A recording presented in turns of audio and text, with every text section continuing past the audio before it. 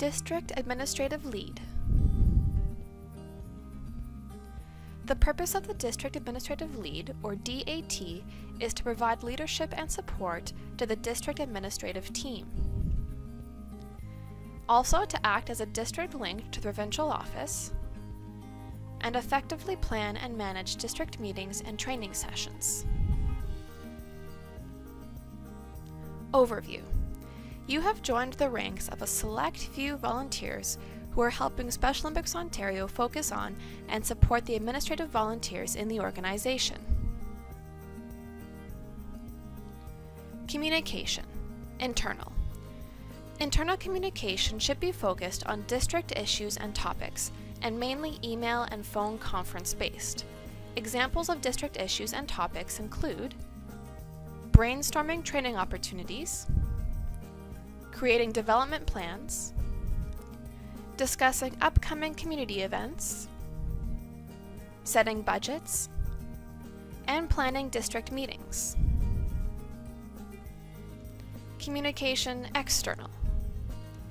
As the district administrative lead, you will be primarily responsible for maintaining and encouraging communication across the district with all administrative volunteers. The focus of this role is to provide support and guidance to the administrative volunteers and to foster an environment of collaboration and idea sharing across the district. The majority of this communication will be conducted through emails and over the phone. Ways to provide support and encourage external communication include helping with district websites, soliciting training needs, encouraging attendance at district meetings, sharing information, checking in with CCs, and creating mentor relationships. Tools. There are different methods of internal communication, and each method has its positives and drawbacks. Please try to keep communication between Special Olympics Ontario volunteers about Special Olympics Ontario business.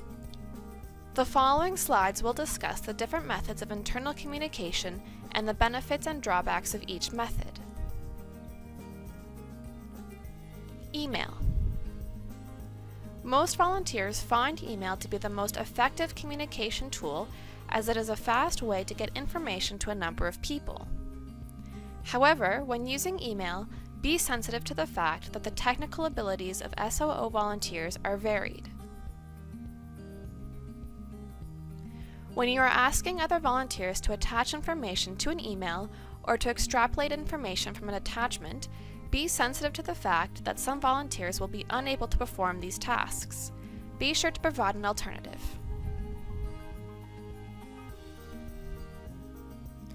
With email, it is also important to remember that with this type of medium, it can sometimes be very hard to perceive the emotion behind the message. Be clear and concise in your email communication, making sure your emails are easy to read. For example, please do not use caps locks, which in electronic communication means that the sender is yelling at the receiver. There is plenty of room for miscommunication when using the medium of email, so be prepared to answer any questions other volunteers have over the phone or when you are at a competition or district meeting. Telephone. The telephone is a great communication tool to use, as it is a more personal form of communication, and it allows both parties to hear emotion and fluctuations of tone in the other person's voice. However, as with all communication tools, there are a few drawbacks. While the phone is more personal, it can be harder to control. Instead of just sending the information you want to convey in an email, you'll be talking to a person that is going to have questions and comments to make, and with some individuals, once you get them on a phone, it is hard to keep the conversation on track. Remember that when using your phone, some people have caller identification. Once you phone them, they could then feel free to call you back with any issues they have. It can be difficult to reach another volunteer over the phone, especially if you have conflicting schedules. Long-distance charges incurred while making any long-distance phone calls can be expensive.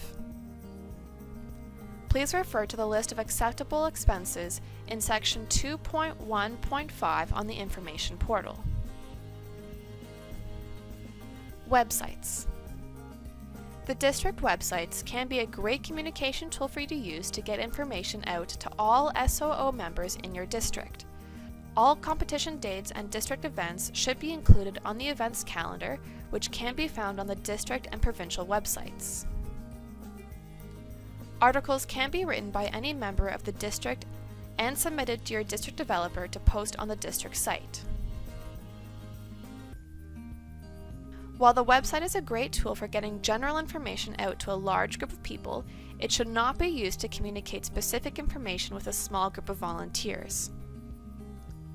Remember that the websites are only a good communication tool if stakeholders are actually accessing the site on a regular basis. Encourage other volunteers to find the information they need on the website and work with your district developer to ensure that the content on the site is relevant, up to date, and being changed on a regular basis. Newsletters. Some communities choose to utilize newsletters for their mass communication information. Newsletters have a lot of the same positives and drawbacks as websites. The information contained in a newsletter should be general information targeted at a large group of volunteers, rather than specific information for a few individuals. Where the newsletter differs from websites is that it can be personally mailed to volunteers. This is a positive and a drawback. When you mail something to each volunteer, you know that they receive the information. However, mail-outs can be expensive with costs of printing, envelopes, stamps, and possibly oversized mailings depending on the size of the newsletter.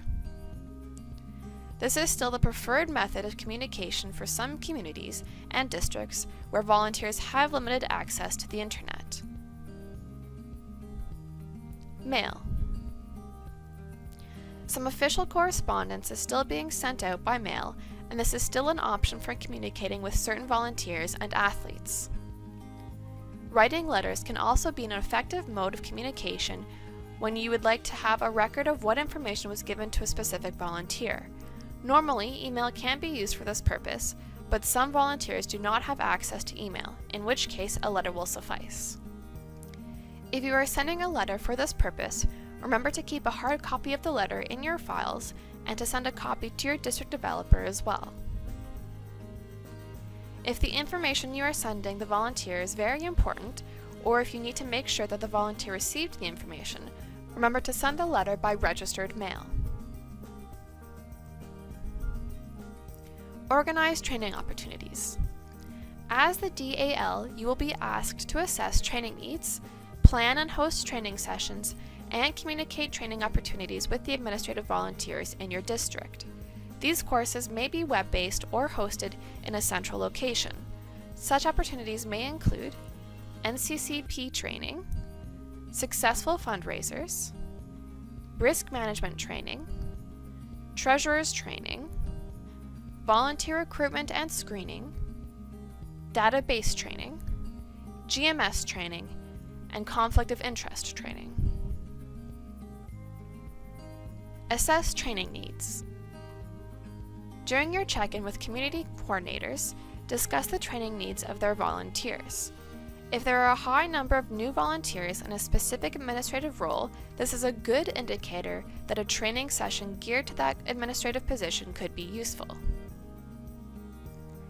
If it has been a while since a specific training session was offered, it would be a good idea to hold a brush-up session. If the members of the DAT are frequently answering similar questions, this would indicate an area where a training session would be helpful for these volunteers. Planning and hosting training sessions. Once you have determined what training sessions are required, the next step includes 1. Identify the host. This could be members of the DAT, SOO staff, or specialized volunteers in the district.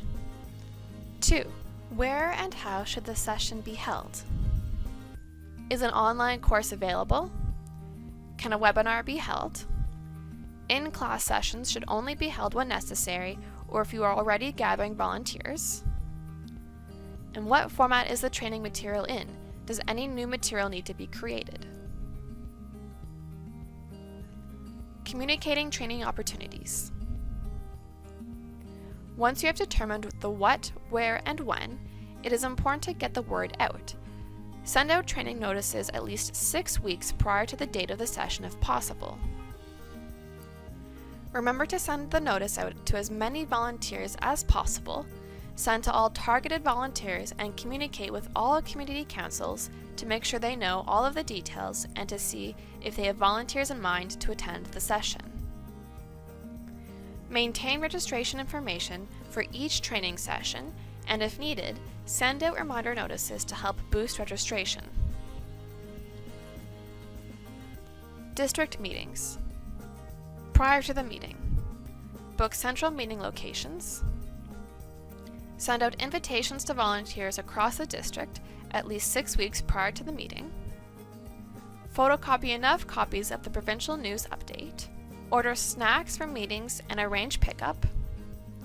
Hold DAT meetings to discuss team members' responsibilities during the DM. Set the agenda. And organize everything needed for any workshops that are being held.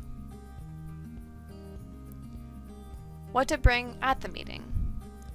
Copies of provincial news updates, meeting snacks, SOO resources as needed, any materials needed for the workshop, and any other information to share with the district volunteers. What to do at the meeting. Welcome everyone and let them know what the final agenda for the day is. Distribute provincial news updates, conduct meetings and workshops, and thank everyone for attending the meeting. Encouraging attendance. The most successful, worthwhile district meetings are the ones where there is a good cross-section of volunteers from all communities and administrative positions present. It is important when discussing district issues to have representatives present from as many district communities as possible. As the district administrative lead, it is your responsibility to ensure that there is appropriate representation at the district meetings. Ways to encourage attendance include setting up a meeting date, follow-up, consider advice from volunteers, establish workshops and training, be sure to send out the location of the meetings, give DAT priority, provide snacks, provide a buddy challenge, and check in with CCs. Athlete participation. Across the organization, Special Olympics Ontario is encouraging athlete empowerment. As the purpose and focus of the movement, it is important to have athletes participate in all aspects of development, programming, promotion, and governance. For more information on encouraging athlete empowerment in your communities, please refer to Section 8.5 of the Information Portal. Here are some suggestions on how to enable athletes to participate at the district meetings. Community Athlete Representative, Athlete Ambassador Presentation, Athlete Representative on the DAT,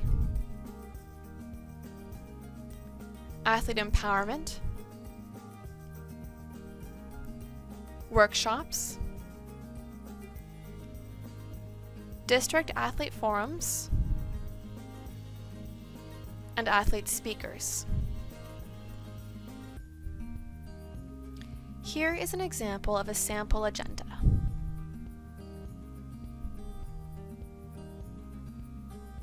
Collaboration. One of the ways that the DAT is going to make the most impact is to foster an environment of collaboration and idea sharing amongst the administrative volunteers in the district. If administrative volunteers are conversing and sharing ideas and tips, this is going to help with volunteer competencies, confidence, and development in the communities. Ways that you can foster collaboration in your district include workshops, forums and boards, phone conferences, mentorship pairings, and hit and misses lists. Development. The district administrative team will play a vital role in development by helping to put the focus on the administrative volunteer. Highlighting successes and proven strategies, along with helping to get the word out about provincial programs and initiatives, will go a long way to help achieve this goal. With this new model, communities and administrative volunteers should feel supported, receive the training they need, and always have someone they can connect with to get the answers and help that they need. Oversee members of the DAT.